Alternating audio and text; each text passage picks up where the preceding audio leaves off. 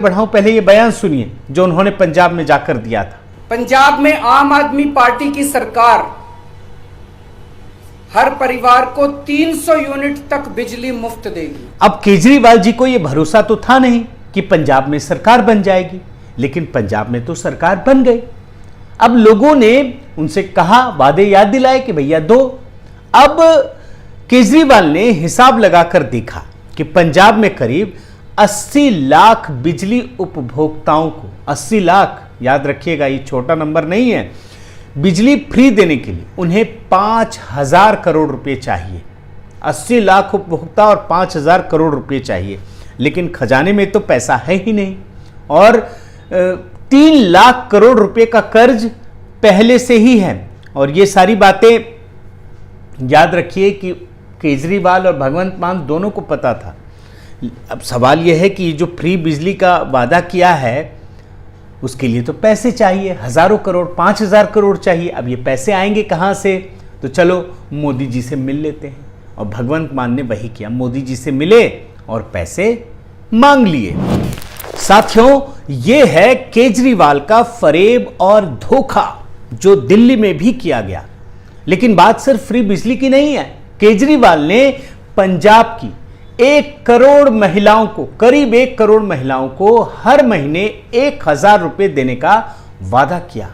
और हर सभा में केजरीवाल घूम घूम कर इसका प्रचार कर रहे थे। पूरा मतलब जैसे कहते ना, ढोल पीट पीट कर बता रहे थे। आप उनका एक छोटा सा बयान सुनिए। आम आदमी पार्टी की पंजाब में सरकार बनेगी।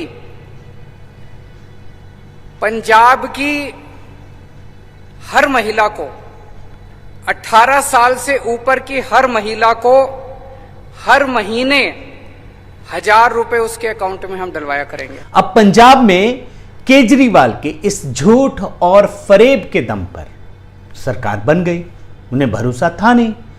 अब जिन 1 करोड़ महिलाओं को उन्होंने वादा किया, अब उन्हें उम्मीदें हैं कि उनके अकाउंट में हर महीने 1,000 रुपए आएंगे। जैसे मोदी जी गरीबों को देते हैं ना, तो सब में उन्होंने उम्मीद जगा दी कि हम सबको देंगे। 1 करोड़ महिलाओं को यह आसरा बन गया है कि अब जो ये हर सभा में घूम घूम कर कह रहे थे वो पैसे आएंगे।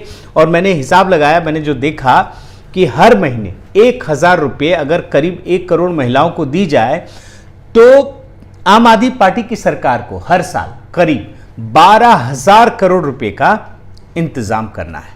अब फिर वही सवाल कि जब आप पर पहले से ही 3 लाख करोड़ रुपए का कर्ज है तो आप ये नए पैसे कहां से लाएंगे?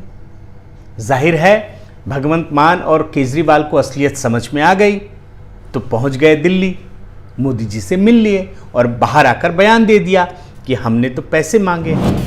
साथियों, बात सिर्फ फ्री बिजली और महिलाओं को प्रति महीने 1,000 रुपए देने भर की नहीं।